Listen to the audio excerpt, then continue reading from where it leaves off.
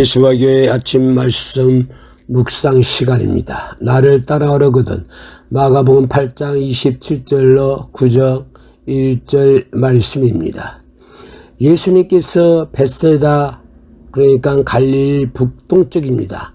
벳세다에서 팔레스타인 제북단에 있는 빌립보 가이사라에 가셨습니다. 기도도 하시고 여러 마을로 다니시며 복음을 전파하시기 위한 일이었습니다. 그곳은 갈릴리에서 북쪽으로 40km 떨어진 곳이었습니다. 예수님께서 제자들에게 묻습니다. 사람들이 나를 누구라 하느냐? 제자들은 시엘의 요한, 더러는 엘리야, 더러는 선지자 중에 하나라고 합니다. 라고 말씀드렸더니, 그러면 예수님은 너희는 나를 누구라 하느냐라고 제자들에게 물으셨습니다. 이것은 제자들이 예수님을 정확하게 이해하고 있는지를 확인하시기 위함이었습니다. 이때부터 예수님의 사역이 제자들에게 집중되는 것을 볼 수가 있습니다. 고난도 가르치고 죽음과 부활을 가르치는 예수님의 모습을 볼 수가 있습니다. 이제까지는 하나님의 나라에 대해 열린 가르침이었다고 한다면 이제부터는 인자에 대한 가르침이 제자들에게 집중되는 것을 볼 수가 있습니다. 인자가 많은 고난을 받고 장로들과 대제사장들과 서기관들에게 버림받아 죽임을 당하고 사흘 만에 살아나야 할 것을 비로소 그들에게 가르치시되, 이 내용을 드러내놓고 예수님께서 말씀하신 것은 이제 제자들이 예수 그리스도를 정확하게 고백하였기 때문입니다.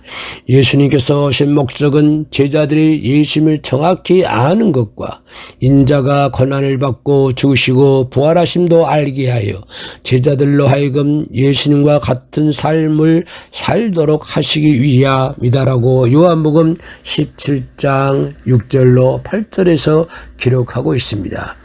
뿐만 아니라 제자들은 죽은 자 가운데서 살아나는 것이 무엇일까라고 물으며 예수님의 말씀을 전혀 이해하지 못했습니다.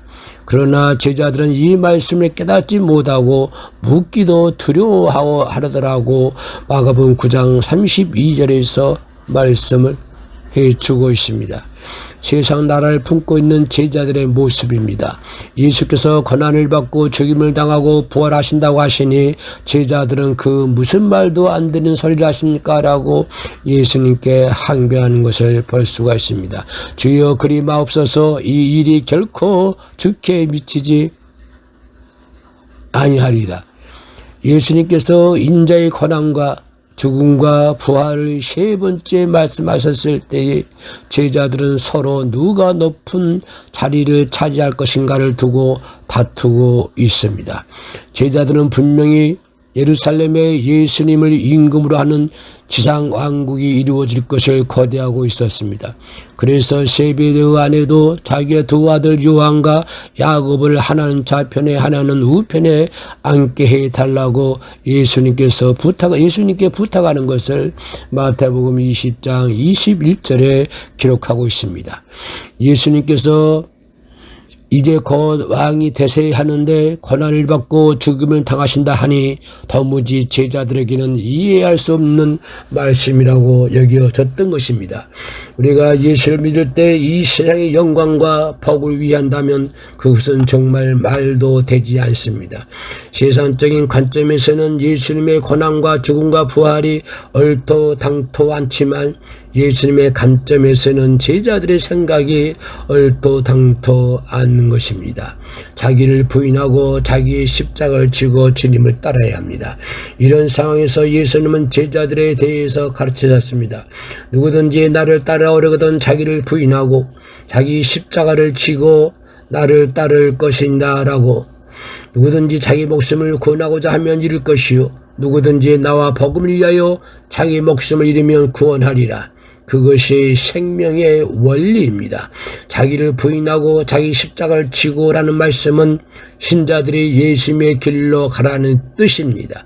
예수님께서 그 신적 능력과 온전한 가르침으로 다윗 왕처럼 지상 통치자가 된다면 모든 백성들을 행복하게 해줄 수가 있는 것입니다. 그러나 예수님은 온 세상의 왕이시기 때문에 제자들이 당시 원했던 유다와 이스라엘의 왕으로만 계실 수가 없었던 것입니다. 예수님을 따르는 자들이 자기를 부인하고 자기 십자가를 져야만 예수님처럼 평안과 안식을 사람들에게 줄 수가 있는 것입니다. 그런데 어느 날 예수님을 따르는 자들이 자기는 살아야 하겠고 하고 자기를 살아야 하겠다고 자기 부인은커녕 자기 영광만 구하고 자기 십자가를 지는 대신에 자기 십자가를 남에게 지운다면 어찌 예수님을 따르는 교회라고 할 수 있겠습니까?